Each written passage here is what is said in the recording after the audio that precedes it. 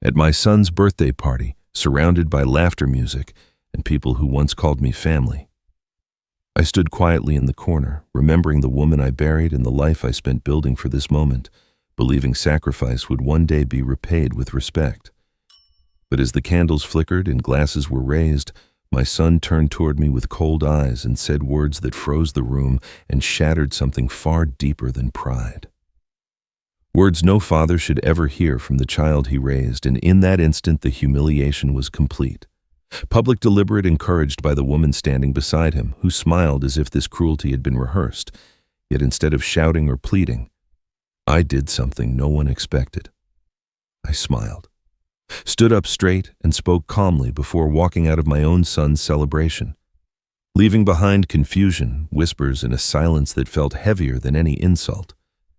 Because what none of them understood was that my silence was not weakness, it was a decision, and while they laughed it off, at first convinced I would return, apologize, or beg for forgiveness, the truth was already in motion. A quiet reckoning set loose the moment I walked out that door.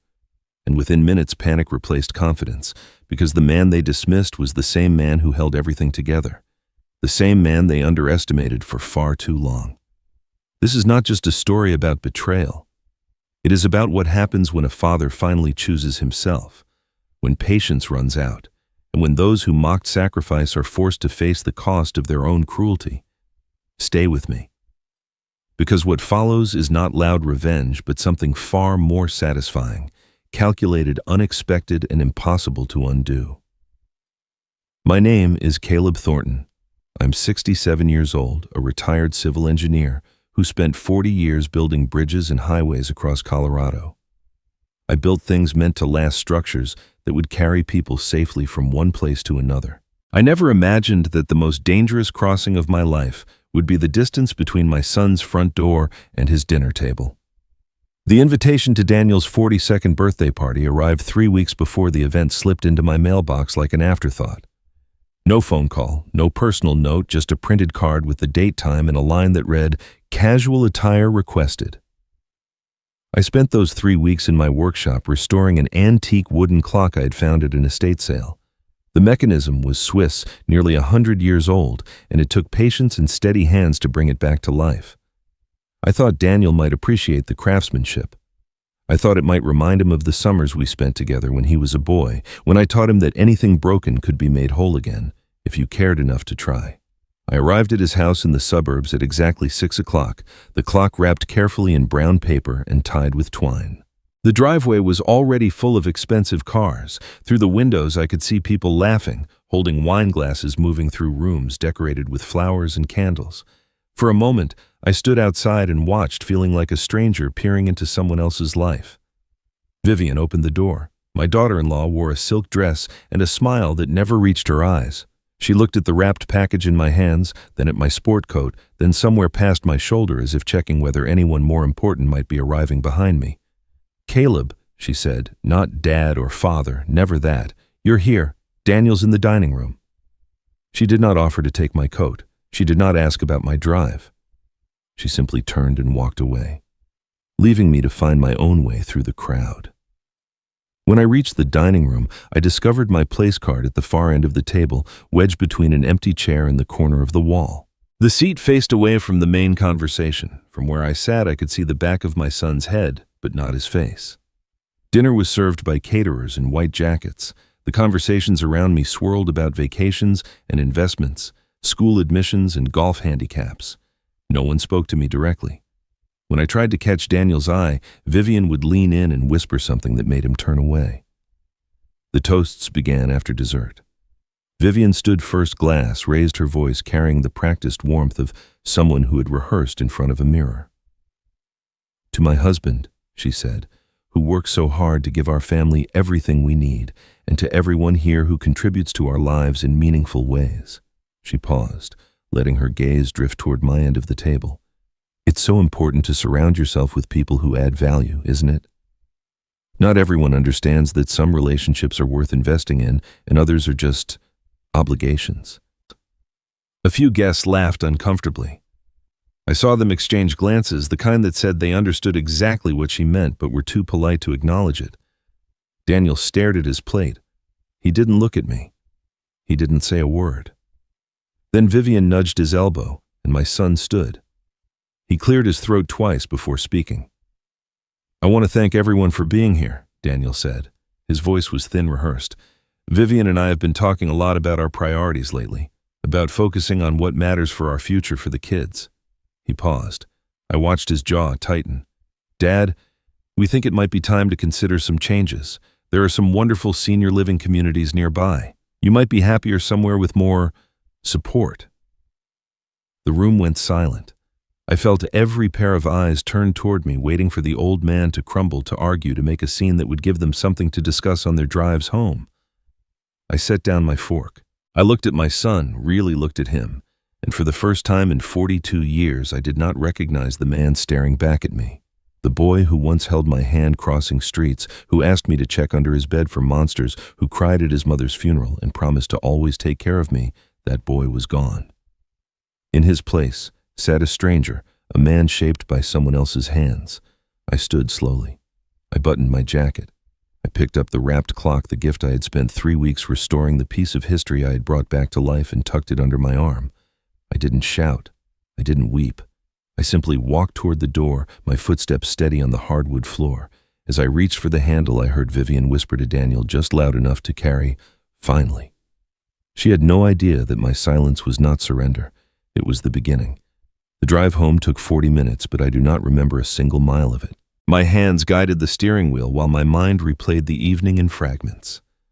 Vivian's calculated smile, Daniel's rehearsed words, the weight of silence from a room full of strangers who watched an old man be discarded like yesterday's newspaper. The clock I had made sat on the passenger seat beside me, still wrapped in brown paper, still waiting to be appreciated by someone who would never understand its value. When I pulled into the driveway, the house was dark. I had forgotten to leave a light on. For 38 years, Margaret always left the porch light burning whenever I came home late from work. She said it was her way of telling me that someone was waiting, that the day was not complete until I walked through that door. Now the windows stared back at me like closed eyes, and the only thing waiting inside was the kind of quiet that settles into a home when half of its heart has stopped beating. I sat in the car for a long time before going inside. The night air was cold when I finally stepped out, and the key felt heavier than usual in my hand. The front door creaked as it always did. Margaret used to say the house was greeting us, and then I was standing in the hallway where her coat still hung on the third hook from the let. I had not moved it in almost 5 years. Some mornings I walked past and caught the faint scent of her perfume, lavender and vanilla, and for just a moment, I could believe she had stepped out to the garden and would return any minute with dirt under her fingernails and a smile on her face. The living room held her reading chair by the window, the cushion still shaped to her form.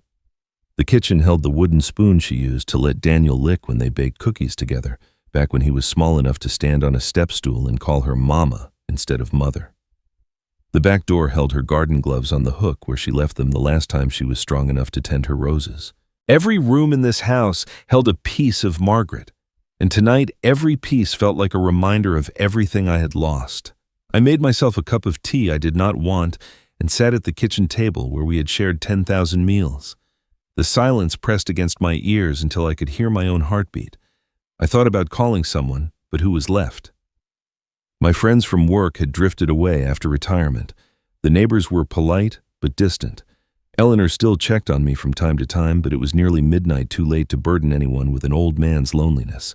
Instead, I went to the bedroom closet and pulled down the wooden box Margaret had kept on the top shelf for as long as I could remember. She called it her keepsake box, the place where she stored the things too precious for everyday drawers. I had not opened it since the week after her funeral, when the grief was so fresh that touching her belongings felt like pressing on a bruise. But tonight, I needed something of hers, something to remind me that I had once been loved by someone who saw me clearly and chose me anyway. The box smelled like cedar and old paper. Inside, I found layers of our life together, photographs from our wedding day. Both of us impossibly young, her veil catching the wind as she laughed at something I had whispered. Birthday cards I had given her over the decades, each one saved and stacked in order. A lock of Daniel's baby hair and a small envelope labeled in her careful handwriting. Our wedding rings, hers now too small for any of my fingers, mine scratched from years of honest work. Beneath these treasures I found two items I did not recognize. The first was a sealed envelope, cream-colored and thick, with Margaret's handwriting across the front, "Open when you need strength." The second was a small USB drive, the kind used to store computer files, tucked into a corner of the box, as if it had been placed there deliberately, but without explanation. I turned the drive over in my fingers, wondering what memories it might contain. Family photographs, perhaps, or videos from holidays past. I set it aside, making a mental note to look at it someday when I felt ready to see her face moving and speaking again. The envelope was different. I held it up to the light, trying to see through the paper, but Margaret had always been thorough. Whatever was inside, she had not wanted me to know until the right moment. I thought about opening it immediately, tearing through the seal and devouring whatever words she had left behind. But something stopped me. Margaret had been deliberate about everything, especially in her final months. When the cancer diagnosis came, she did not collapse into despair the way I did. She became calm, organized, almost businesslike. She spent hours on the phone with lawyers, with Eleanor, with people I did not know. When I asked what she was doing, she would pat my hand and say, "I'm just tidying up loose ends, darling. Nothing for you to worry about." I had believed her then. I had wanted to believe her. The alternative, that she was preparing for a future I could not face, was too painful to consider. So I let her make her phone calls and sign her documents and have her private conversations, and I told myself that she was simply being Margaret, always 3 steps ahead, always taking care of everyone else before herself. Now, sitting alone in a house full of ghosts, I wondered what she had really been doing. I wondered what she had seen coming that I had been too blind to notice. I thought about Daniel's words at the party, about Vivian's whispered triumph, about the years I had spent tolerating small cruelties for the sake of keeping peace. I had told myself I was doing it for Daniel, for the grandchildren, who barely knew my name, for Margaret's memory and the family she had worked so hard to build. But tonight, something had shifted inside me. I was not angry, not exactly. I was awake. For the first time in years, I was seeing things as they truly were, instead of how I wished them to be. I held the sealed envelope in my hands, Margaret's handwriting staring back at me. Something told me this was not just a letter, it was instructions. But instructions for what? The morning after the party, I woke before Daniel and lay in bed watching the sunrise paint golden stripes across our bedroom ceiling. Everything had gone exactly as planned, better even. The old man had not made a scene, had not cried or begged or embarrassed anyone with emotional outbursts. He had simply walked out quiet as a ghost, and now there was nothing standing between me and the future I had been building for the past 15 years. I slipped out of bed and went downstairs to make coffee, savoring the silence of a house that finally felt like mine. Daniel would sleep for another hour at least. He always did after parties, exhausted from the effort of being social, drained from the tiny act of courage I had asked him to perform. Poor Daniel. He tried so hard to please everyone, which made him so wonderfully easy to guide. I had recognized his weakness the first time we met, back when he was a junior analyst at the investment firm where I worked as an executive assistant. He was handsome, in a soft way, eager to be liked, desperate for approval from anyone who offered it. His mother had just been diagnosed with cancer, and he talked about her constantly, this perfect woman who had raised him single-handedly while his father worked long hours building highways. I listened. I sympathized. I made myself indispensable. What Daniel never understood was that I was not falling in love with him. I was falling in love with his family's balance sheet. The house in the suburbs, paid off decades ago, now worth at least $1.2 million in the current market. Margaret's investment portfolio, carefully managed and quietly growing. Caleb's pension and retirement accounts, the accumulated wealth of 40 years of steady government work. Together, it added up to nearly $3 million, enough to transform my life completely if I could find a way to access it. The path had been clear from the beginning. Marry Daniel, earn Margaret's trust, wait for the old woman to die. Then slowly, carefully separate Caleb from his son until the foolish old man had no one left to protect him. It had taken longer than I expected. Margaret was sharper than she appeared, always watching me with those calm eyes that seemed to see more than they should. But cancer does not negotiate, and 4 years ago she was gone, leaving behind a grieving husband and a son who needed someone to tell him what to do. I had spent those 4 years laying the groundwork.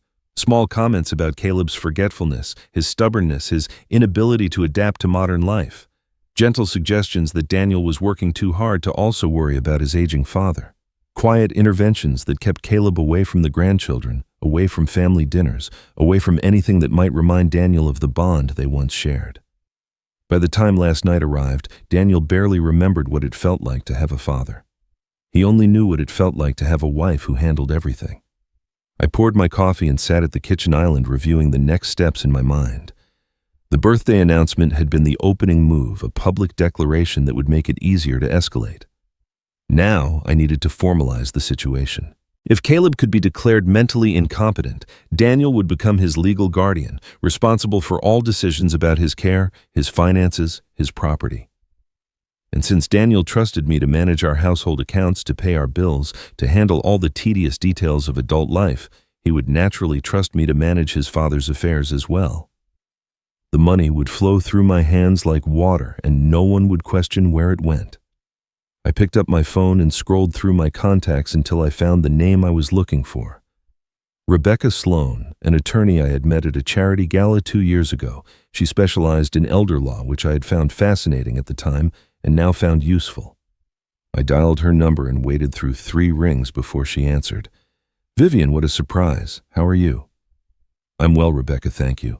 I'm calling because I need some advice about a family matter. My father-in-law is getting older, and we're becoming concerned about his ability to care for himself. He lives alone, he's isolated, he's been showing signs of confusion lately. We want to make sure he's protected." Rebecca's voice shifted into professional mode. "I understand. These situations are difficult. Has he been evaluated by a physician?" "Not yet, but we're planning to arrange something. What I'm wondering is if it turns out he really cannot manage his own affairs, what are our options?" "Well, the most common approach is guardianship. If you can demonstrate that he lacks the capacity to make sound decisions, the court can appoint a guardian to handle his finances, his medical care, his living situation. Usually it's a family member, your husband in this case." I smiled into the phone. That sounds exactly like what we need. "How long does the process typically take?" "If there's no contest from the individual, and if you have proper documentation, it can move fairly quickly. 3 months, sometimes less." 3 months? I repeated. "That's very helpful, Rebecca. I'll be in touch." I hung up the phone and caught my reflection in the kitchen window.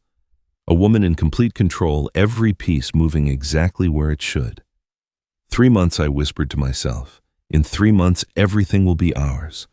I had no idea that someone had already planned for exactly this moment 4 years ago. While Vivian made her plans in the bright kitchen of my son's house, I spent that same morning sitting in Margaret's chair by the window, watching the light move across the garden she had loved. I had not slept.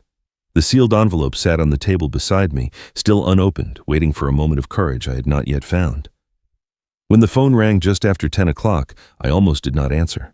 But the name on the screen made me reach for it. Eleanor Brooks. Margaret's closest friend for nearly half a century. "Caleb," she said, her voice carrying the same warm authority I remembered from countless dinner parties and holiday gatherings. "I heard about last night. I'm so sorry." I did not ask how she knew. In a community like ours, news traveled through invisible wires carried by well-meaning friends and curious neighbors. "It was not unexpected," I said, surprised by how steady my voice sounded. "That doesn't make it hurt less." She paused. "I think we should talk. Can you meet me for coffee this afternoon? There's a little place on Oak Street, quiet, good pastries. Margaret and I used to go there." Something in her tone made me sit up straighter. Eleanor was not the type for idle social calls. She had purpose behind every word, every invitation. "I'll be there," I said. 2 o'clock. 2 o'clock, and Caleb, bring an open mind." The cafe was exactly as she described, small, quiet, tucked between a bookshop and a florist. Eleanor was already seated when I arrived, a pot of tea steaming between 2 china cups. She looked older than I remembered, her silver hair pulled back in a neat bun, but her eyes were as sharp as ever. Those eyes had seen Margaret through college, through her wedding, through the births of children and the deaths of parents.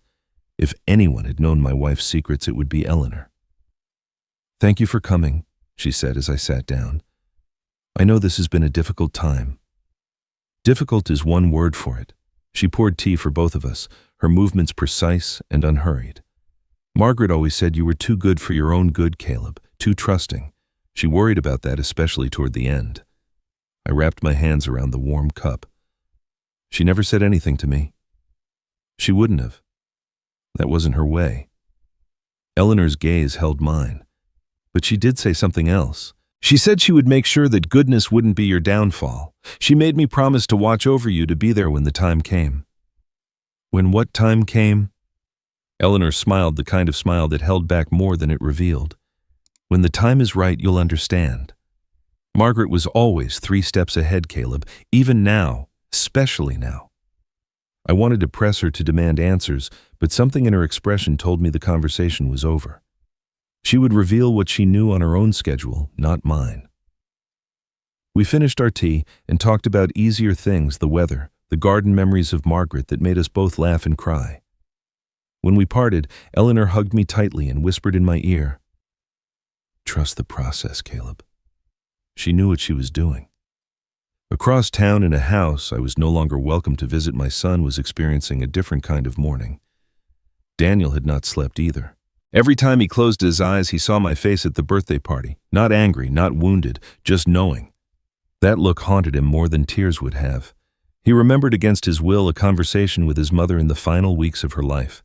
She had gripped his hand with surprising strength and said, "Take care of your father, Daniel. Don't let anyone take advantage of his kindness." He had promised, of course. People always promise dying mothers whatever they ask. Now that promise felt like a splinter, working its way deeper into his conscience. The mail arrived just after noon. Daniel flipped through the stack mechanically, bills, advertisements, a catalog Vivian had requested, until his hand stopped on a cream-colored envelope bearing the return address of Thomas Green, Attorney at Law. His heart stuttered. He opened it quickly, shielding the contents from the kitchen window where Vivian might glance out. The letter was brief and formal. Mr. Green requested Daniel's presence at his office to discuss a matter regarding the estate of Margaret Thornton. The appointment was scheduled for the following week. There were no other details, no explanations, no hints about what could possibly require legal attention nearly 5 years after his mother's death. "What's that?" Vivian's voice came from behind him. Daniel shoved the letter into his pocket with practiced ease. "Junk mail," he said. "Some kind of scam targeting seniors."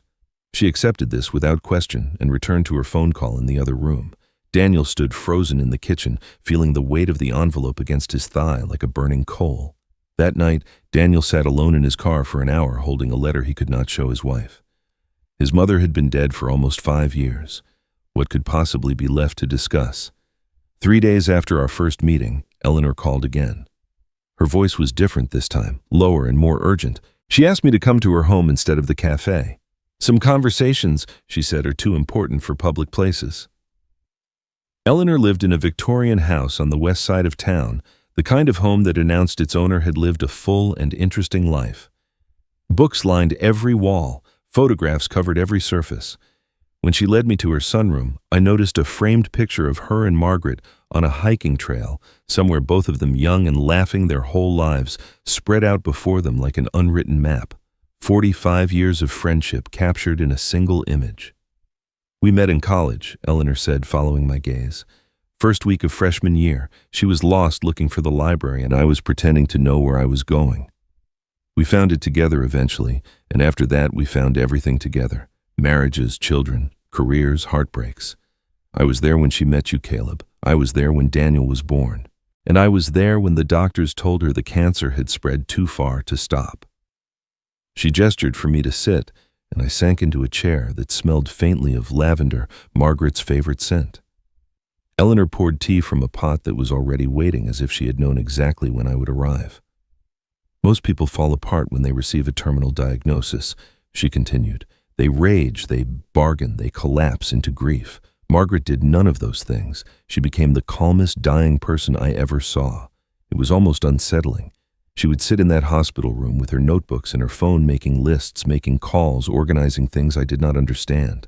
When I asked her what she was doing, she just smiled and said she was building something." "Building what?" Eleanor set down her teacup and looked at me with eyes that held decades of shared secrets. "Protection. Caleb. She was building protection for you." The word landed like a stone in still water, sending ripples through everything I thought I knew. "I don't understand. The estate planning was standard. She told me so herself. Oh, will some accounts, nothing complicated." Margaret never did anything standard in her life. You know that better than anyone. Eleanor leaned forward. She saw things, Caleb. She saw how Vivian looked at you, how Daniel was changing under that woman's influence. She saw the distance growing between you and your son, and she knew it would only get worse after she was gone. She could not stop it from happening, but she could prepare for what would come next. Why didn't she tell me? Because you would have tried to fix it yourself. You would have confronted Daniel, demanded answers, forced a crisis before anyone was ready. Margaret knew your nature. She loved your kindness, but she also knew it was your weakness. She told me once, "My husband sees the best in everyone, even when the best isn't there. I won't let anyone exploit that after I'm gone." I felt the room tilt slightly, the solid ground of my understanding shifting beneath me. What exactly did she do? Eleanor shook her head slowly. I don't know all the details. She kept some things even from me. But I know she spent hours with lawyers. I know she set up something beyond a simple will, something with conditions and timelines and consequences, and I know she asked me to make a promise before she died. What promise? She asked me to watch over you, to witness what happened after she was gone. She said, if Daniel fails him, if that woman shows her true colors, I need someone to document it, someone who can testify to the truth when the time comes. Eleanor reached into a drawer beside her chair and pulled out a leather notebook, its pages thick with handwritten entries. I have been watching Caleb.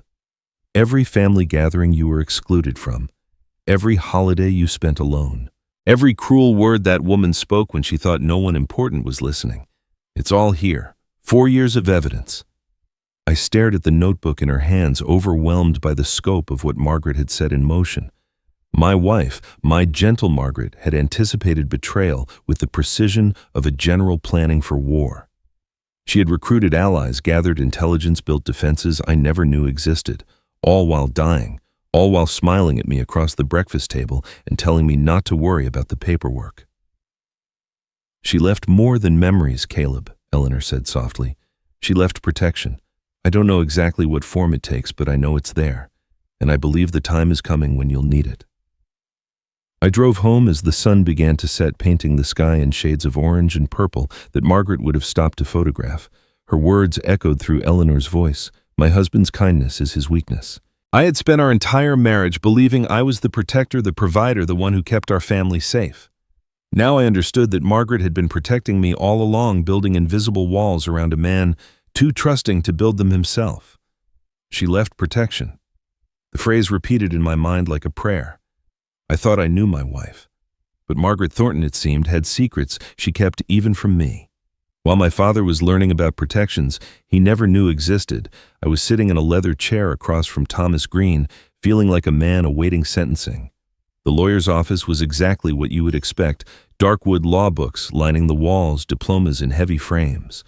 Thomas himself was in his late 50s, silver-haired and sharp-eyed, the kind of man who had spent decades reading people across conference tables. He did not offer small talk. He did not ask about my drive or comment on the weather. He simply opened a folder, glanced at its contents, and asked me one question. In the nearly 5 years since your mother's death, have you upheld your responsibilities to your father? The words hit me like a physical blow. I opened my mouth to respond, but nothing came out. What could I say? That I had meant to visit more often, but life got busy. That I had wanted to stand up for him at the birthday party, but Vivian's elbow in my ribs reminded me of the consequences. That every time I thought about calling him, something always seemed more urgent. Thomas watched my silence with the patience of a man who already knew the answer. Then he slid a document across the desk, its pages crisp and official. My mother's signature at the bottom in the handwriting I would recognize anywhere. The Margaret Thornton Living Trust, he said. Your mother established it 6 months before her death. She was very specific about its terms. I didn't need to read it. I had memorized every word nearly 5 years ago, sitting beside my mother's hospital bed while machines beeped and monitors tracked the fading rhythm of her heart. She had gripped my hand with strength I did not know she still possessed and told me everything. The trust, the conditions, the 5-year timeline. She said she was giving me a chance to prove I was the son she had raised me to be. She said she believed in me, but she also believed in consequences. I know what it says, I whispered. Thomas nodded slowly. Then you know you have approximately 12 weeks remaining before the deadline. You also know that certain conditions must be met for the inheritance to transfer to you as primary beneficiary. I knew. God help me, I knew. 3 conditions, each one simple on paper and impossible in practice. First, I must never sell or transfer ownership of my father's home. Second, I must never file for guardianship or power of attorney over him. Third, and most devastating, my father must sign an annual written statement confirming he has not been financially or emotionally mistreated by family members. That third condition required action communication, a relationship. It required me to be a son instead of a stranger. And for 4 years I had done nothing. I had told myself there was still time. I had hoped the problem would solve itself if I ignored it long enough. I had been a coward. If any condition is violated, Thomas continued, or if the annual confirmations are not obtained, the entire estate transfers to a charitable foundation. Your father becomes the sole trustee. You receive nothing. I left his office feeling like a man walking to his own execution. The drive home passed in a blur of half-formed thoughts and mounting dread. How could I explain this to Vivian? She had built our entire financial future around expectations of inheritance. The house we could not quite afford, the private schools for the children, the lifestyle that required 2 incomes, and then some. She did not know about the trust's conditions because I had never told her. I had been too ashamed to admit that my mother had seen through me, had known I might fail, had built safeguards against my own weakness. Vivian was waiting when I walked through the door. She had papers spread across the kitchen island, charts and timelines and bullet points arranged with military precision. Her eyes lit up when she saw me, but not with warmth, with purpose. "Perfect timing," she said. "I've been working on our family restructuring plan. Step 1, we get your father to sign over power of attorney. I've drafted a letter explaining why it's in his best interest. Step 2, we find him a nice facility somewhere comfortable but affordable. Step 3, we sell his house. The market is strong right now. We could clear over $1 million after fees." I stared at the papers, each one a nail in the coffin of my inheritance. "Vivian, I don't think we should rush." "Rush?" Her voice sharpened. "Caleb is 67 years old, living alone, clearly struggling. We have a responsibility to help him, Daniel, unless you'd rather wait until he falls down the stairs or leaves the stove on and burns the house down. He's not struggling. He's perfectly capable. Choose Daniel." Her eyes turned cold, the warmth draining from her face like water from a sink. "Your senile father or your family. Because I'm done waiting for you to grow a spine. If you won't protect our future, I will." She gathered her papers and walked out of the room, leaving me alone with the weight of impossible choices. I could not tell her about the trust. If she knew about the conditions, she would find a way around them, or worse, she would blame me for keeping secrets and use it as ammunition for years to come. But I also could not let her move forward with her plan. Power of attorney, guardianship, these were the exact things my mother had forbidden. These were the tripwires she had laid across my path. That night, after Vivian fell asleep, I crept downstairs to my home office and unlocked the drawer where I kept the copy of the trust my mother had given me. The pages were worn from handling, the edges soft from the 100 times I had read and reread her words, searching for loopholes that did not exist. 3 conditions, 12 weeks, 4 years of failure already behind me. Daniel stared at the document, his mother's signature at the bottom. She had known. Somehow, from her deathbed, she had predicted exactly what would happen. And she had built a trap, not for Vivian, but for him. Eleanor made the call on a Tuesday morning. By Thursday afternoon, I was sitting in the offices of Thomas Green, attorney at law, staring at a man who held answers to questions I had not known to ask. The building was modest from the outside, a 3-story brick structure on a quiet street downtown, but the interior spoke of careful success. Polished floors, tasteful art, the kind of understated wealth that comes from decades of trusted service. Thomas himself rose to greet me with a handshake that was firm but not aggressive, his silver hair and steady gaze suggesting a man who had learned that patience was more valuable than force. "Mr. Thornton," he said, gesturing to a chair across from his desk. "I've been expecting this meeting for some time. Your wife was very specific about the circumstances under which I should reach out to you. Eleanor said you have information about Margaret's estate, something beyond the will." Thomas nodded and opened a leather folder that had been waiting on his desk. What I'm about to explain may come as a surprise.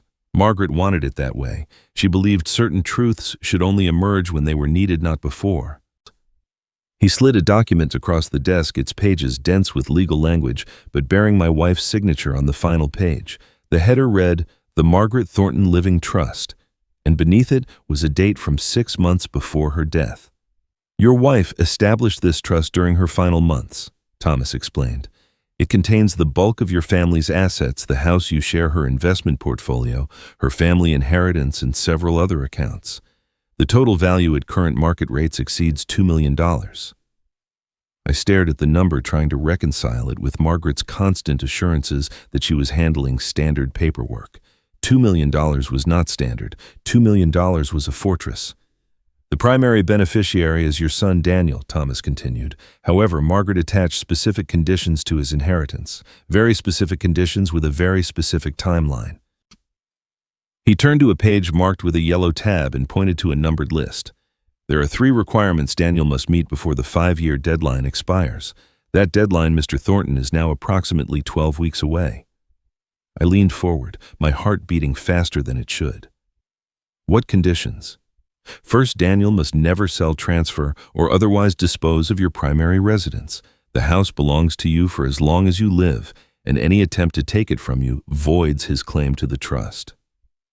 I thought of the house Margaret and I had built, our life in the garden she tended, the rooms filled with memories. She had wrapped it in legal armor I never knew existed. Second, Daniel must never file for guardianship, conservatorship, or power of attorney over you. Any legal action that would strip you of your autonomy triggers an immediate forfeiture of his inheritance. The words landed like hammer blows. Guardianship. The very thing Vivian had been hinting at for months. The plan I suspected was forming behind my son's uncomfortable silences. Margaret had seen it coming years before it arrived. Third, and this is crucial, you must sign an annual written statement confirming that you have not been financially or emotionally mistreated by family members. This statement must be submitted to my office each year on the anniversary of Margaret's death. I blinked. "I've never signed anything like that. No one ever asked me to." Thomas's expression remained neutral, but something flickered in his eyes. "I know. Daniel was informed of all 3 conditions before Margaret passed. He was given 5 years to fulfill them. The annual statement was his responsibility to obtain from you. He has not done so for 4 consecutive years." The room seemed to tilt. My son had known. For nearly 5 years, Daniel had known about these conditions, known that his inheritance depended on treating me with basic decency, and he had done nothing. He had not visited, had not called, had not asked me to sign a simple piece of paper that would have taken 5 minutes. He had simply hoped the problem would disappear. What happens if the conditions aren't met? I asked, though I already sensed the answer. If any condition is violated, or if the deadline passes without proper documentation, the entire estate transfers to a charitable foundation. You become the sole trustee with complete discretion over how the funds are used. Daniel receives nothing. I sat back in my chair, overwhelmed by the architecture of what Margaret had built. She had loved our son. I knew that with absolute certainty.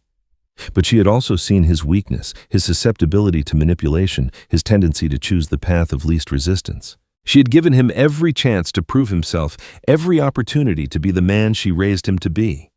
And she had prepared for the possibility that he would fail. "She loved Daniel," Thomas said gently, as if reading my thoughts. "But she loved you more. And she understood weakness in ways that perhaps you don't. She told me once that kindness without boundaries is just an invitation to be exploited. She was determined to make sure your kindness would be protected, even if it meant protecting you from your own son." Tears burned in my eyes, but I didn't let them fall. Margaret had carried this burden alone through her final months, planning and preparing, while I held her hand and told her everything would be fine. She had smiled at me across hospital rooms and dinner tables, never once revealing the fortress she was building around my future. "There's one more thing," Thomas said. He reached into a drawer and withdrew a small USB drive, sliding it across the desk toward me. "Your wife asked me to give you this when the time was right. She recorded it 2 months before she died. She said you would know what to do with it when you heard what it contained." My hands trembled as I took the small device. It weighed almost nothing, yet it felt heavier than anything I had ever held. Margaret had left me more than money, more than legal protections. She had left me evidence of what I did not yet know. Margaret. I thought turning the USB drive over in my fingers. What did you know? The drive home from Thomas Green's office felt longer than any journey I had ever taken. The USB drive sat in my pocket like a coal burning through fabric and skin and bone until I could feel its weight against my heart. Margaret had recorded something 2 months before she died. She had kept it hidden for years, waiting for a moment she knew would come. Whatever was on that small device, it had been important enough for her to plan its delivery from beyond the grave. I did not stop for groceries. I didn't check the mail. I walked straight through the front door, through the living room where Margaret's chair still held the shape of her body, through the kitchen where we had shared 10,000 meals, and into the small study where I kept my computer. The room smelled of old books and dust, the same smell it had carried since we moved into this house 38 years ago. I sat down at the desk, inserted the USB drive, and waited for the files to appear on screen. There was only one, an audio file dated 5 months before Margaret's death, labeled simply, "For Caleb, when the time comes." I stared at those words for a long moment, my hand hovering over the mouse. Whatever I was about to hear would change something. I could feel it the way you feel a storm approaching, that heaviness in the air that warns you to seek shelter. But there was no shelter from this. There was only truth waiting to be released. I pressed play. Margaret's voice filled the room, and for one terrible, beautiful moment, it was as if she had never left. Her tone was weaker than I remembered, carrying the fatigue of illness, but her words were clear and deliberate. She was not alone. Another voice responded to her, a voice I recognized instantly. Vivian.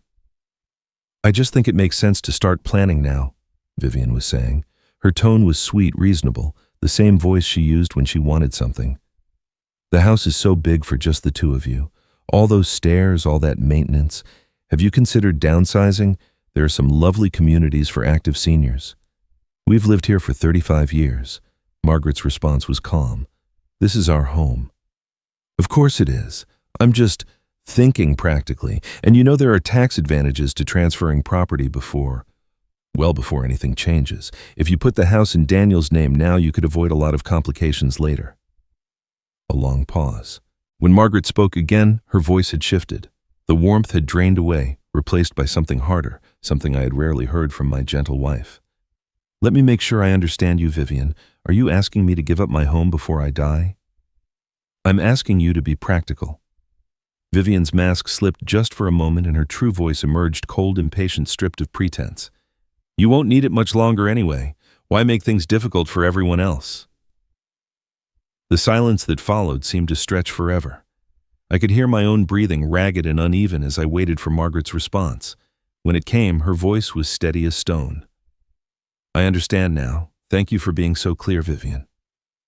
The recording ended. I sat in the darkness of my study, tears streaming down my face, and wept for the woman I had loved and lost.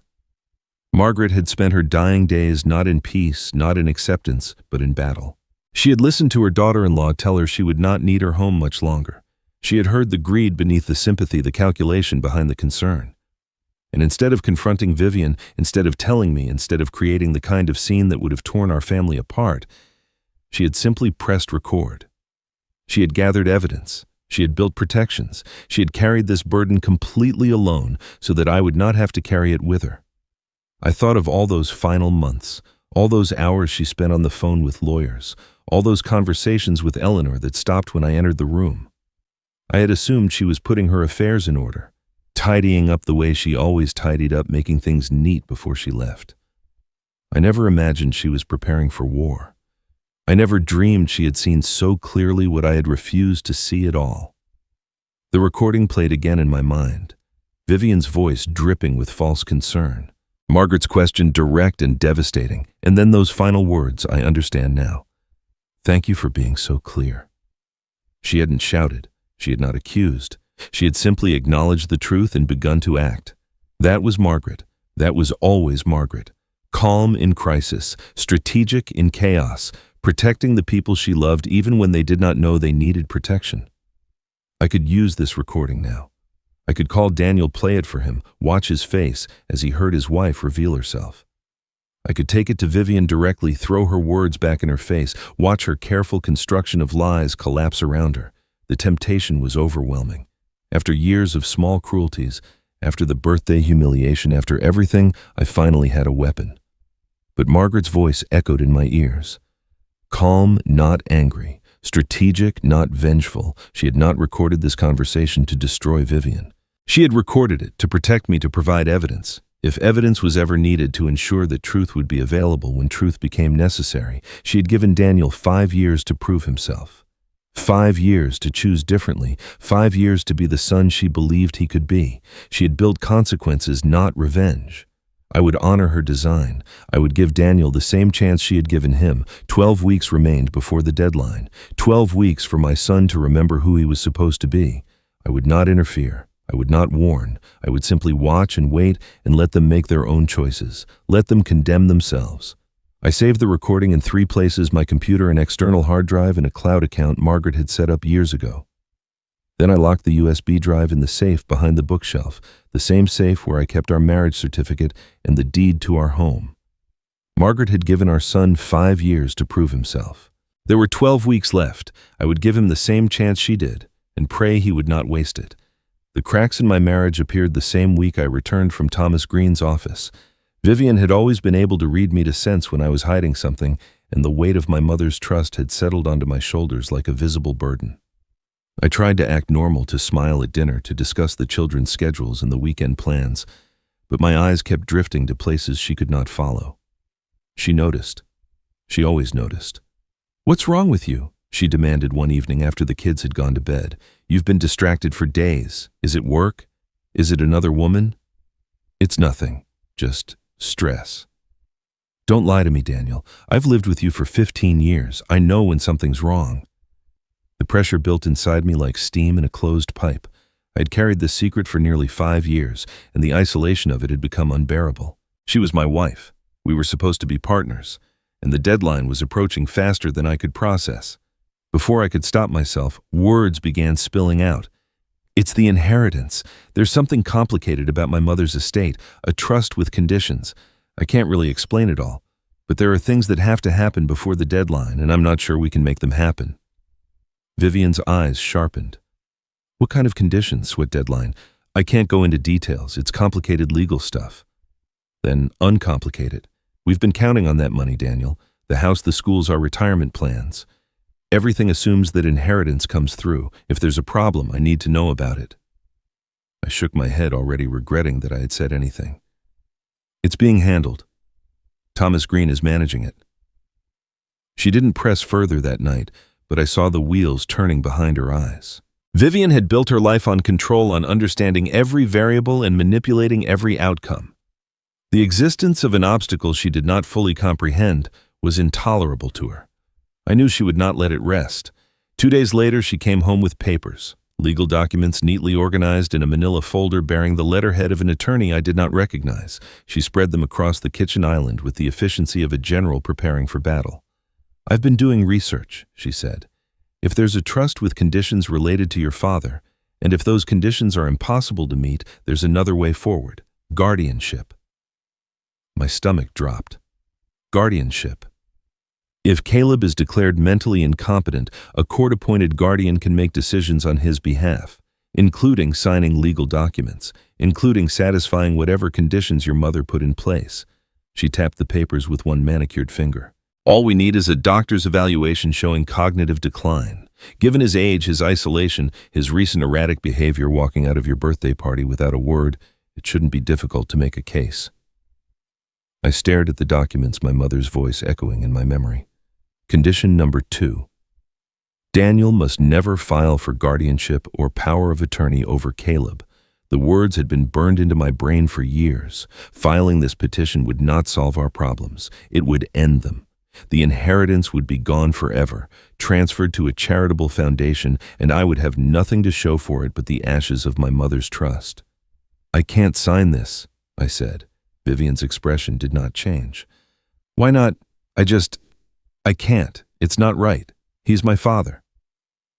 "Your father who humiliated you at your own birthday party. Your father who's been a burden on this family for years. Your father who sits alone in that big house talking to the ghost of your mother while we struggle to pay for private school and summer camps." Her voice hardened. "Don't be naive, Daniel. This is about survival, ours and the children's. Vivian, please. Sign it." She slid a pen across the island toward me. "Sign it or I'm taking the kids and leaving. I will not watch our future crumble because you're too weak to do what needs to be done." The silence that followed was absolute.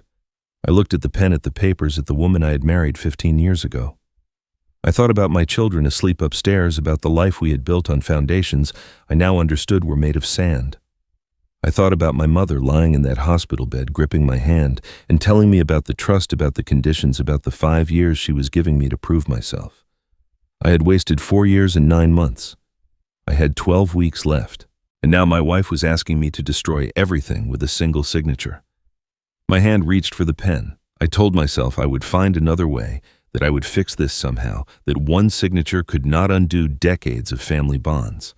I told myself the lies that weak men always tell themselves when they are about to betray the people who love them most. Daniel signed his name at the bottom of the guardianship petition. In that moment, he did not just betray his father, he erased himself from his mother's legacy, and he did not even know it yet. The phone rang on a Thursday evening, just as the sun was setting over Margaret's garden. I looked at the screen and saw my son's name, the first time it had appeared there in nearly 3 months. For a moment, I considered letting it go to voicemail, letting him experience the same silence he had offered me for years. But that was not who Margaret had raised me to be. I answered on the 4th ring. "Dad." Daniel's voice was thin, uncertain. "I just wanted to check in, see how you're doing." I settled into my chair by the window and let the warmth of the fading light wash over me. "I'm doing well, Daniel. The garden needs work, the roses are getting out of control, but otherwise I can't complain. How are the children?"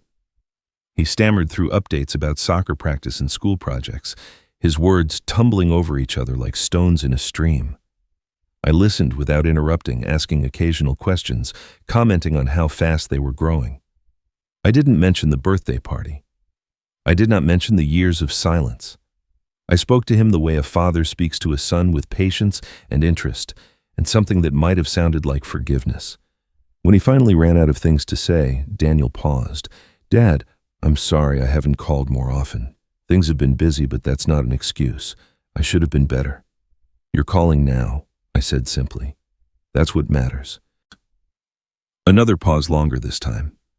I could hear him breathing on the other end of the line, could sense the weight of words he was not saying. He wanted to tell me something.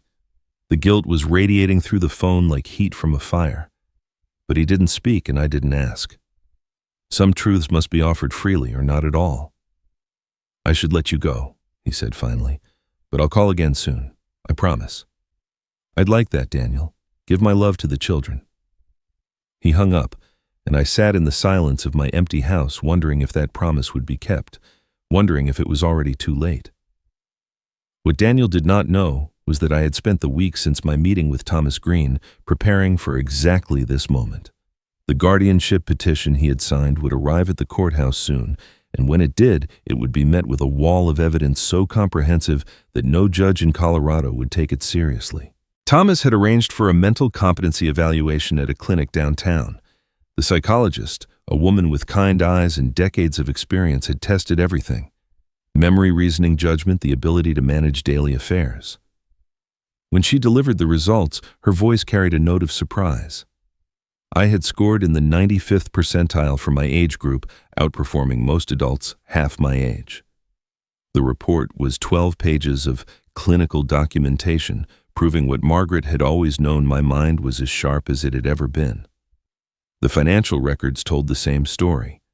Thomas had compiled 5 years of bank statements, investment reports, tax returns, and household budgets. Every bill paid on time, every account balanced to the penny, every decision documented with the precision of the engineer I had spent 40 years becoming. There was no confusion here, no decline, no evidence of a man who could not care for himself.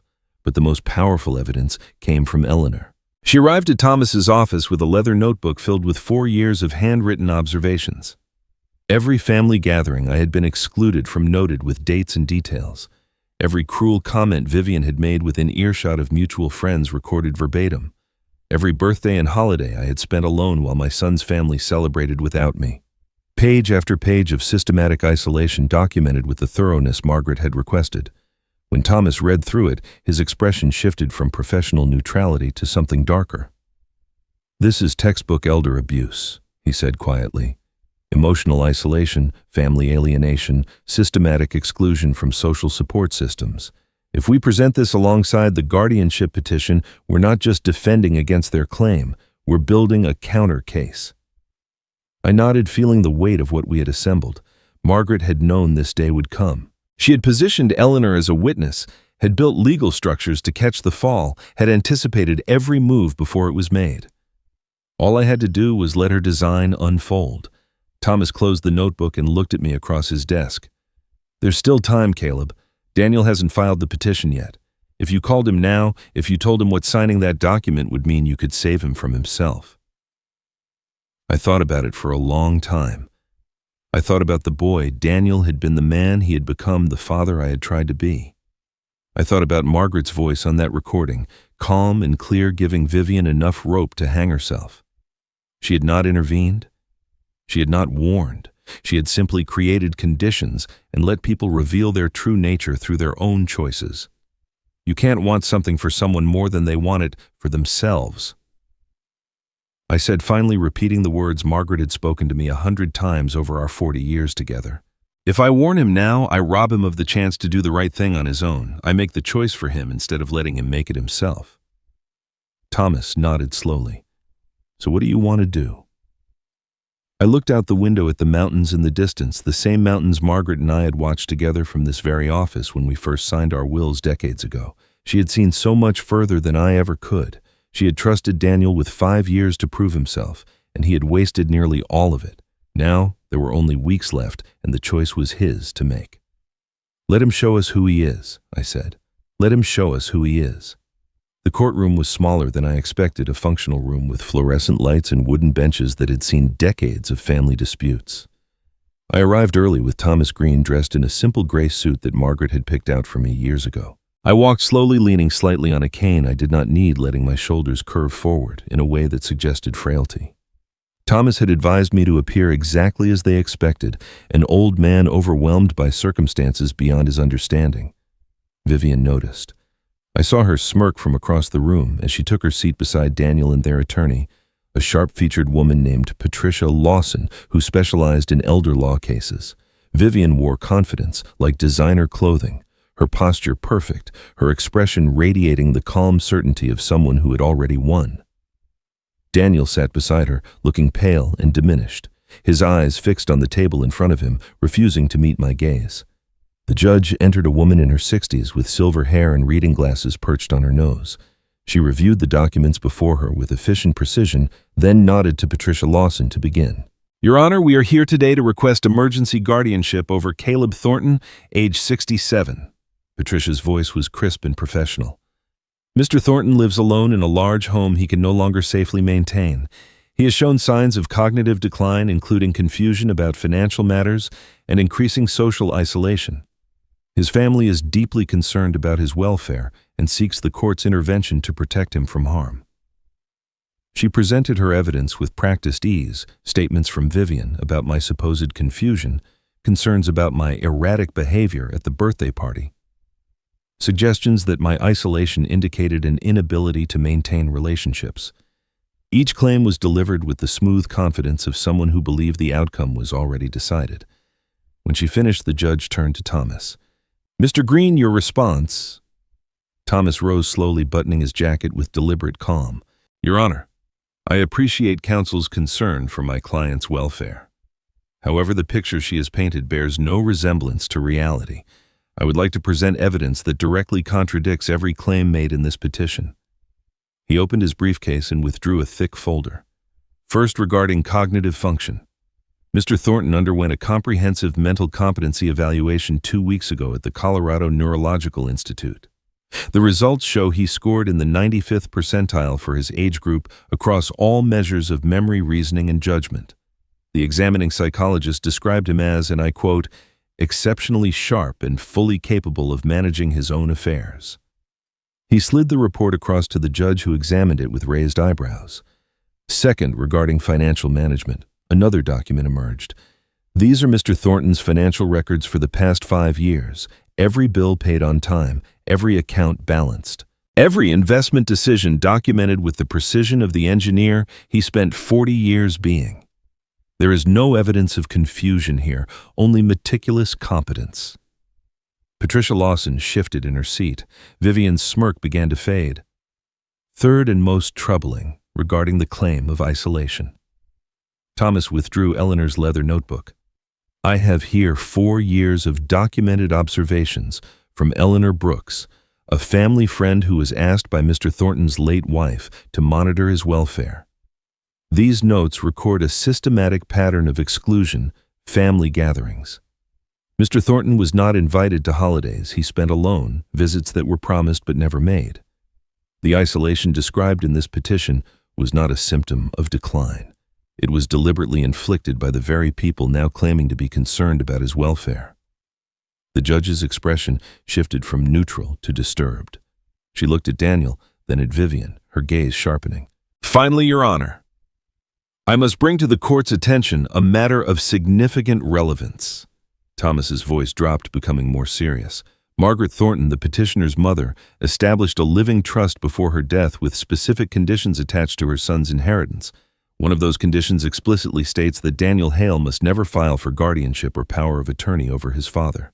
By signing this petition, Mr. Hale has violated that condition. The inheritance, valued at over $2 million, is now forfeit. The silence that followed was absolute. Daniel's face went white. Vivian grabbed his arm, her fingers digging into his sleeve like claws. What is he talking about? She hissed loud enough for the room to hear. Patricia Lawson rose to object, but the judge held up a hand. Mr. Green, can you substantiate this claim? I can, Your Honor. I have served as trustee of the Margaret Thornton Living Trust since its creation. The conditions are clearly documented and legally binding. Mr. Hale was informed of these conditions by his mother before her death nearly 5 years ago. He has had ample opportunity to comply. He chose otherwise. The judge removed her glasses and looked directly at Daniel. Her expression held something between pity and contempt. Mr. Hale, did you know about these conditions when you signed this petition? Daniel opened his mouth, but no sound emerged. His hand trembled against the table. Vivian's grip on his arm had turned to claws, but even she seemed frozen, unable to process the magnitude of what had just occurred. The judge waited. The room waited. And I sat there in my gray suit, silent and still, watching my son realize that his mother had seen him clearly, perhaps more clearly than he had ever seen himself. The judge's question hung in the air like smoke, unanswered and unanswerable. Daniel sat frozen, his mouth open, his silence condemning him more thoroughly than any words could have. But Thomas Green was not finished. He straightened his papers and addressed the bench with the calm of a man who had been waiting for this moment. Your Honor, I have one additional piece of evidence to present. It speaks to a pattern of elder financial exploitation that extends beyond this petition, reaching back to before Mrs. Thornton's death. Patricia Lawson shot to her feet. Objection. This is outside the scope of the guardianship hearing. On the contrary, Thomas replied smoothly, it goes directly to the motivations behind this petition and the credibility of those who filed it. I believe the court will find it highly relevant. The judge studied him for a moment, then nodded. I'll allow it. Proceed, Mr. Green. Thomas withdrew a small device from his briefcase and connected it to the courtroom's audio system. This recording was made by Margaret Thornton approximately 5 months before her death. Colorado is a one-party consent state, and Mrs. Thornton was a participant in this conversation. It is therefore admissible as evidence. He pressed play, and my wife's voice filled the room.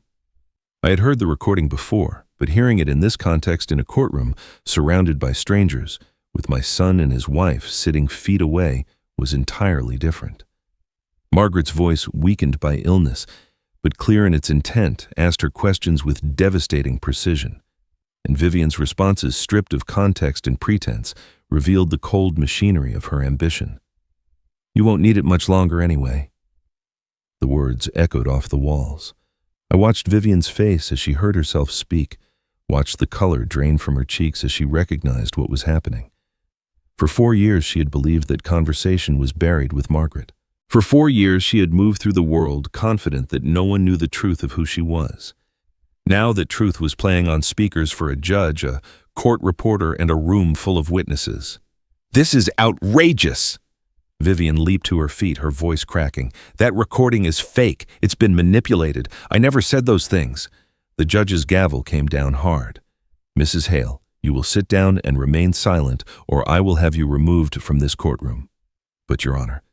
"Sit down." Vivian sat, but her composure had shattered. She looked around the room for allies, at Patricia Lawson, who was studying her notes with sudden intensity, at Daniel, who stared at the table as if hoping it might swallow him whole, at the strangers in the gallery who watched her with expressions ranging from disgust to fascination. She found no one willing to meet her eyes. The recording continued to its end. Margaret's final words, "I understand now.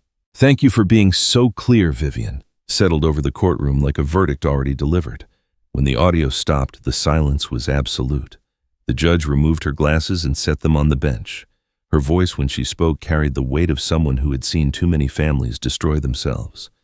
"The petition for guardianship over Caleb Thornton is denied. The evidence presented today demonstrates not only that Mr. Thornton is fully competent to manage his own affairs, but that the petitioners have engaged in a pattern of behavior that raises serious concerns about their motivations." She paused, her gaze settling on Vivian. "I'm recommending that the district attorney's office review the evidence presented today for potential charges of elder financial exploitation. This court takes such matters extremely seriously." Thomas rose once more. "Your Honor, I should note that a formal complaint has already been filed with the district attorney. We anticipate their office will be in contact with Mrs. Hale shortly." The gavel came down a final time. "This hearing is adjourned." The aftermath unfolded in the hallway outside the courtroom, away from the judge and the record, but not from the eyes of those who had witnessed the destruction. I walked slowly toward the exit, Thomas beside me, when I heard footsteps behind me, uneven, stumbling, desperate. "Dad?" I turned. Daniel stood against the wall as if it were the only thing holding him upright. His face was wet with tears, his body shaking with the force of everything he had lost. The inheritance was gone. His mother's trust was gone. The carefully constructed life he had built with Vivian was crumbling around him, and somewhere beneath all of that, I hoped the son I had raised was still alive. "Dad, I didn't know." I looked at him for a long moment. I thought of the boy he had been running into my arms after school, asking me to read him stories, promising to take care of me when I got old. I thought of the man he had become, signing documents that would strip me of my autonomy, choosing weakness over courage at every crossroads. I thought of Margaret lying in her hospital bed, giving him 5 years to prove himself and watching from somewhere beyond as he wasted every single day. "Yes, you did, Daniel," I said quietly. "You just hoped it wouldn't matter." His face crumpled, and he sank to his knees in that courthouse hallway, a 42-year-old man reduced to something much smaller by choices he could never unmake. Behind him, Vivian was already on her phone, pacing near the windows, calling lawyers, calling anyone who might help her escape the consequences closing in around her. She still thought she could win. She still believed that charm and manipulation and sheer force of will could overcome the trap Margaret had built. She did not understand yet there was nothing left to win. In a community like ours, news travels through invisible networks, church groups, book clubs, neighborhood associations, the quiet conversations that happen in grocery store aisles and school parking lots. The court documents were public record. Within a week, everyone knew. Within 2 weeks, the world Vivian had so carefully constructed began to collapse around her. I heard about it from Eleanor, who heard it from friends who heard it from others. Neighbors who once waved at Vivian from their driveways now crossed the street to avoid her. The mothers at the children's school whispered when she approached, falling silent as she passed. Invitations stopped arriving. Phone calls went unreturned. Her social media accounts, once filled with perfect family photographs and humble brags about vacations and achievements, went completely silent. The woman who had spent 15 years building an image of domestic perfection discovered that image was made of glass, and glass shatters easily when the truth comes crashing through. Daniel moved out 3 days after the hearing. He packed a single suitcase and checked into a hotel on the edge of town, a place with thin walls and a view of the highway. I knew this because he called me at 2 a.m, his words slurred and stumbling, soaked in whiskey and regret. "Dad, I'm so sorry. I didn't mean for any of this to happen. I thought if I could just make everyone happy. But she was never happy. Nothing was ever enough, and I kept trying and trying. His voice trailed into silence. I could hear him breathing on the other end of the line, ragged and wet with tear. Part of me wanted to comfort him, to tell him everything would be all right, to be the father who fixed things, the way I had fixed things when he was small. But some things cannot be fixed. Some wounds must be allowed to heal on their own, and some lessons must be learned in darkness before the light can mean anything. I listened until his breathing steadied, until the silence stretched long enough to become its own kind of communication. Then I said, "Get some sleep, Daniel," and hung up gently. He called 3 more times that week, always late at night, always the same rambling confessions. I answered every time. I said almost nothing. Sometimes presence is all you can offer, even when presence is not enough.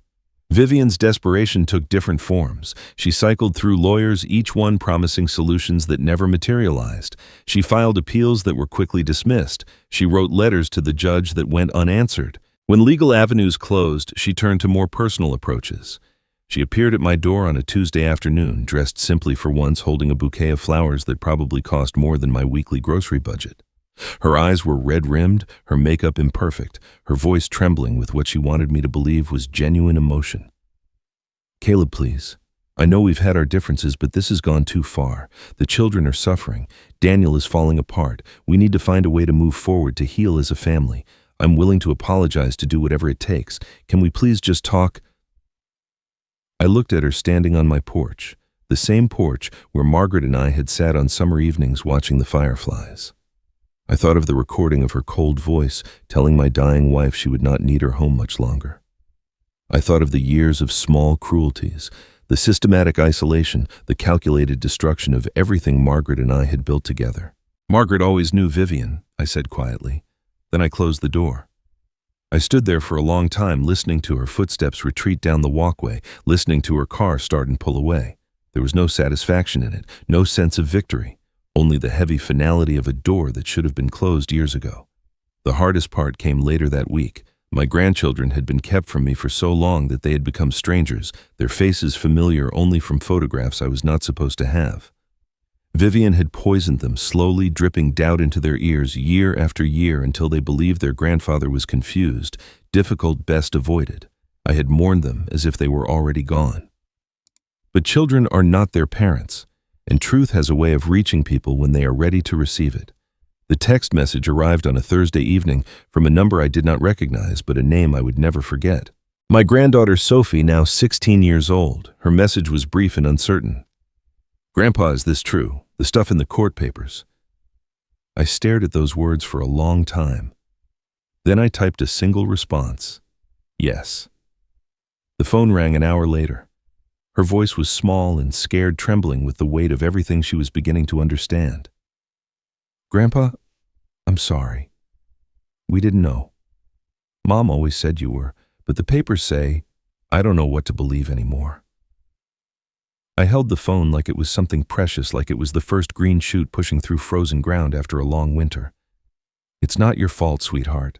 None of this was ever your fault." We talked for nearly an hour. She asked questions I answered honestly. She cried. I cried. And when we finally said goodnight, she promised to call again soon. For the first time since Margaret died, I felt something like hope. The call from Sophie gave me the courage to do something I had been avoiding. A week after our conversation, I sent Daniel a text message asking him to meet me at a coffee shop near his hotel. No lawyers, no witnesses, just father and son sitting across from each other for the first time since everything had fallen apart. He arrived late, looking like a man who had stopped caring about appearances. His clothes were wrinkled, his jaw shadowed with days of stubble, his eyes hollow and bloodshot. The hotel room was destroying him slowly, or perhaps he was destroying himself, and the hotel room was simply providing the setting. He slid into the booth across from me and began talking immediately, but spilling out like water from a broken pipe. "Dad, I'm so sorry.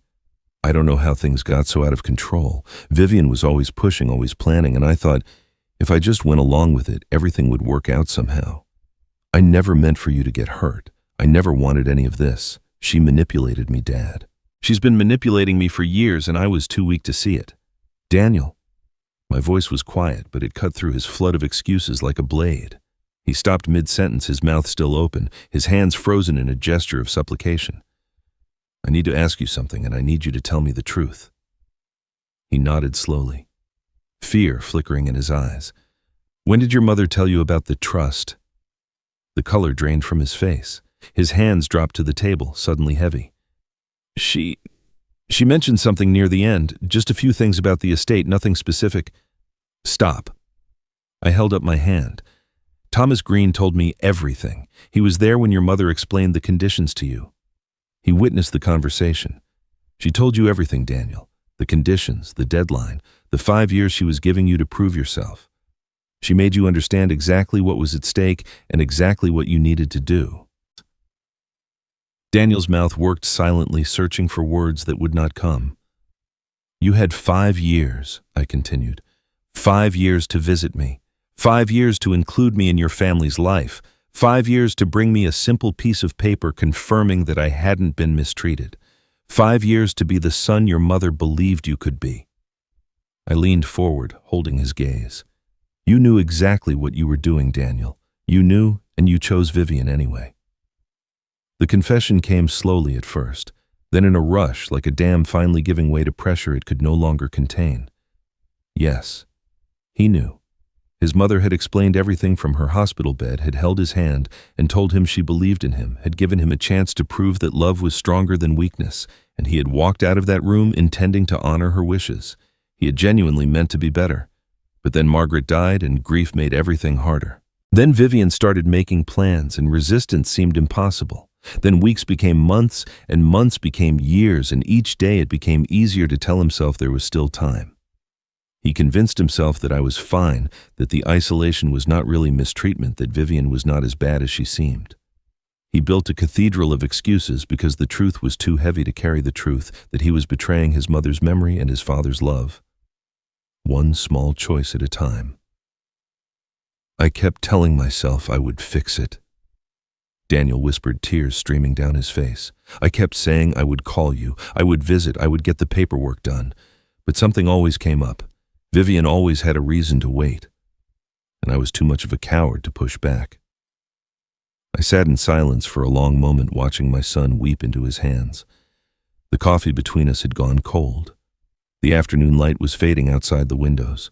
I thought of Margaret, of the faith she had placed in this broken man, of the 5 years she had given him to grow into someone worthy of that faith. The foundation your mother created, I said finally. I'm now the sole trustee. The money that would have been your inheritance, it's mine to direct as I see fit. Daniel looked up, his eyes red and swollen. I could fund your children's education. Sophie, the younger ones, I could make sure they're provided for, that they have opportunities you can no longer give them. But not through you, Daniel. Not a single dollar will pass through your hands. Dad, And there's a condition. I met his gaze steadily. You have to show me that you've changed, really show me. Not in words, not in promises, not in grand gestures, in years of actions, in consistent, sustained effort to become the man your mother believed you could be. Daniel swallowed hard. How long? I stood slowly, leaving my untouched coffee on the table. However long it takes, that's your choice to make, Daniel. Your mother gave you 5 years and you wasted them. I'm not setting a deadline this time. I'm just telling you that the door is open if you're willing to walk through it. He stared at me with something like hope and something like despair, the two emotions warring across his face. I didn't know which would win. I didn't know if he had the strength to rebuild himself from the ruins of who he had become. But I knew that offering him this chance was what Margaret would have wanted. She had believed in him once. Maybe somewhere deep beneath the weakness and the excuses, there was still someone worth believing in. I walked away from my son that day, knowing I might never hear from him again. But I also walked away knowing I had done what Margaret would have wanted. I gave him one more chance. The question was whether he was strong enough to take it. The months that followed moved with the slow inevitability of seasons changing. I watched from a distance as the consequences of choices made long ago worked their way through lives and institutions, reshaping everything they touched. Justice, I learned, does not arrive in dramatic moments. It arrives in paperwork and phone calls and the quiet accumulation of days. The district attorney moved forward with elder financial exploitation charges against Vivian. I did not seek this outcome, did not push for prosecution, did not demand punishment. The evidence spoke for itself. The recording Eleanor's documentation, the pattern of isolation and manipulation that stretched back years. The prosecutors saw what they needed to see and they acted accordingly. Vivian's assets were frozen pending investigation. Her bank accounts, her investment portfolios, the jewelry she had accumulated over 15 years of marriage, all of it locked away behind legal barriers she could not charm her way through. She hired lawyers, of course, expensive ones with impressive credentials and offices in downtown high-rises. But expensive lawyers require payment, and payment requires access to funds she no longer controlled. I heard through Eleanor that she had begun selling things, designer bags, watches, pieces of furniture from the house she could no longer afford to keep. The perfect life she had constructed so carefully was now a crime scene being picked apart by prosecutors who didn't care about her social standing or her carefully curated image. Daniel filed for divorce 6 weeks after our conversation at the coffee shop. It was not a heroic gesture, not a dramatic declaration of independence. It was practical, clinical, the act of a man who understood that remaining legally tied to Vivian would only drag him deeper into the destruction. His lawyer served the papers on a Tuesday morning. I heard that Vivian received them with fury, screaming at the process server, threatening lawsuits she could not afford to file. But underneath the rage, those who saw her said there was something like terror. For the first time in her life, she was facing consequences without anyone to manipulate out of them. I didn't hear from Daniel directly for many months, but Sophie kept me informed in her careful teenage-way texts that arrived every few days, phone calls on Sunday evenings, occasional visits that felt like miracles. Through her, I learned that her father had found a modest job at a small accounting firm, a far cry from the finance career that had collapsed under the weight of scandal. He had started seeing a therapist, someone who specialized in helping people understand patterns of behavior they had spent their lives avoiding. He attended sessions twice a week, sometimes more. Sophie told me he had started writing letters, not emails, not texts, actual letters, handwritten on paper addressed to me. He wrote them late at night, she said, sitting at the small desk in his apartment, but he never sent them. They accumulated in a drawer, a growing stack of words he could not yet bring himself to share. I did not know what those letters contained. I was not sure I wanted to know. But the fact that he was writing them meant something. It meant he was trying to find language for things he had never been able to say. 6 months after our last meeting, Sophie sent me a photograph. It showed Daniel standing in the common room of a senior center on the other side of town, helping an elderly woman with a puzzle. He was smiling, not the practiced smile of his former life, but something smaller and more genuine. Sophie's caption was brief. He volunteers there every Saturday now. It was not redemption. It was not proof that he had changed. It was just a first step in a journey that might take years, that might never be completed. But it was a step. And steps taken one after another can eventually cover great distances. Vivian's journey led somewhere very different. I saw her once by accident in a part of town I rarely visited. She was entering a small apartment building, the kind of place with narrow hallways and buzzing fluorescent lights, the kind of place she would have driven past without a second glance in her former life. She looked diminished somehow, her designer clothes replaced by something ordinary, her confident stride reduced to something hurried and hunched. She did not see me watching from across the street. I didn't call out to her. There was nothing left to say. Eleanor told me later that Vivian had struggled to find housing. Landlords checked credit and employment history, and hers told a story no amount of charm could explain away. The apartment she finally secured required a deposit she could barely afford, paid with money from the sale of possessions that had once defined her worth. The woman who had spent 15 years controlling others now sat alone in a small room, scrolling through a phone full of contacts who no longer answered. I felt no satisfaction in her suffering. I felt no triumph in her fall. She had made her choices, and those choices had led her here, but I took no pleasure in watching the consequences unfold. Margaret would not have wanted me to. She had not designed any of this to destroy Vivian. She had designed it to reveal the truth about Vivian, about Daniel, about the family we had built, and the fault lines that ran beneath its surface. The truth once revealed did the rest. They say revenge is a dish best served cold. But this was not revenge. Margaret did not reach from beyond the grave to punish anyone. She simply created conditions that allowed people to show who they really were. And they showed us. Every single one of them showed us exactly who they were. A year passed. The roses came back stronger than ever, their blooms heavy with color, their fragrance drifting through open windows on warm afternoons. I spent hours in Margaret's garden, my hands in the soil she had loved, tending the life she had planted. The work kept me grounded in ways I had not expected. There is something healing about watching things grow, about nurturing beauty in a world that so often seems determined to destroy it.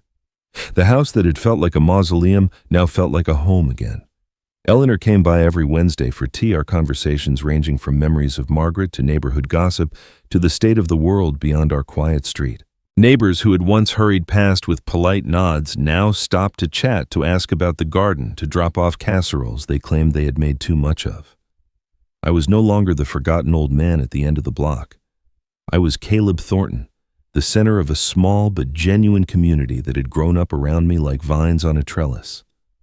Sophie visited most weekends, sometimes bringing her younger siblings, who were slowly learning that the grandfather they had been taught to avoid was not the confused and difficult man their mother had described. We built new memories to replace the ones Vivian had stolen: board games at the kitchen table, walks through the neighborhood, afternoons spent looking through photo albums while I told them stories about their grandmother. They were cautious at first, uncertain how to navigate this unfamiliar territory. But children are resilient. They learn to trust again faster than adults do. The foundation launched in October on what would have been Margaret's 68th birthday. We held the event in a community center downtown, a modest venue filled with lawyers and social workers and elderly faces that reminded me of my own. Thomas Green spoke about the legal mechanisms we had put in place. Free consultations for seniors facing exploitation assistance, navigating the court system, resources for families trying to protect vulnerable members. Eleanor spoke about Margaret's vision, about the woman who had seen so clearly the dangers that kindness could invite. When my turn came, I kept my remarks short. Public speaking had never been my strength, and the words I wanted to say were too large for the space between microphone and audience. My wife believed that kindness without boundaries is an invitation to be used. I said, my voice steady but soft. She spent her final months making sure my kindness would be protected, but she also believed something else. She believed that it's never too late to draw those boundaries. No matter how old you are, no matter how long you've been taken advantage of, it's never too late to say enough. This foundation exists to help people find the courage to say that word, enough. The applause that followed was warm but not overwhelming. That was fine. Margaret had never cared about applause. She cared about results. The letter arrived 3 days later, handwritten on plain paper, postmarked from across town. I recognized Daniel's handwriting immediately, the same careful script he had used on birthday cards and school assignments decades ago. I carried it to Margaret's chair by the window and opened it slowly, not sure what I would find inside. 3 pages, no excuses, no requests for forgiveness, just an accounting of the work he was doing, the therapy sessions, the volunteer hours, the slow and painful process of examining the choices that had led him so far astray. He wrote about the senior center, about the people he was meeting there, about the way their stories made him think about me differently. He wrote about the letters he had been writing and not sending, about how this was the first one he had found the courage to put in the mail. He closed with words that I read 3 times before I could fully absorb them. I'm not asking you to forgive me, Dad. I'm just asking you to know that I'm trying. I sat with that letter for a long time. Then I carried it to the bedroom closet and placed it in Margaret's keepsake box next to her letters and photographs and the empty envelope that had once held her final message to me. I didn't write back. Not yet. But I didn't throw it away either. Some doors take time to open. Some bridges take years to rebuild. That evening, I sat on the porch as the sun began its descent toward the mountains. The sky turned orange, then pink, then deep purple. The colors Margaret used to photograph the colors, she said, reminded her that beauty could exist alongside pain. I held her photograph in my hands, the one from our 30th anniversary, her smile bright and knowing. You were right about everything, my love. I said softly, the way I spoke to her every evening now. You always were. I smiled, not a happy smile, but a peaceful one. I hope wherever you are, you can see that your plan worked. Not just for me, maybe someday for Daniel too. The sun set over the mountains, painting the sky in colors Margaret used to love. I sat there until the stars came out alone, but not lonely. Some victories are not won with battles. Some justice does not need a courtroom. Sometimes the quietest endings are the ones that matter most. And so my story ends not with a dramatic confrontation or a courtroom victory, but with an old man sitting on his porch, watching the stars appear one by one in a sky his wife used to love. Margaret gave me many gifts in our 40 years together, but the greatest was this. She taught me that protecting yourself is not selfish, and that boundaries are not walls, but bridges to a better life. If you are watching this, and you recognize something in my story, if there is someone in your life who treats your kindness as weakness, who takes your love for granted, who makes you feel invisible in your own family, I want you to know that it is never too late. It is never too late to stand up. It is never too late to walk away from a table where you are not being served respect. It is never too late to demand the dignity you deserve. Margaret saw the truth before I did. She planned for it, prepared for it, protected me from beyond the grave. But you do not need to wait for someone else to save you. You can save yourself. You can draw the line today. Thank you for listening to my story. If it touched your heart, if it reminded you of someone you know, please share it with them. Leave a comment below and tell me your thoughts. Have you ever had to walk away from family who did not treat you right? How did you find your strength? I would love to hear from you. And if you want to hear more stories like this one, please subscribe to our channel and ring the notification bell so you never miss an update. Until next time, remember, some justice is quiet, but that does not make it any less powerful.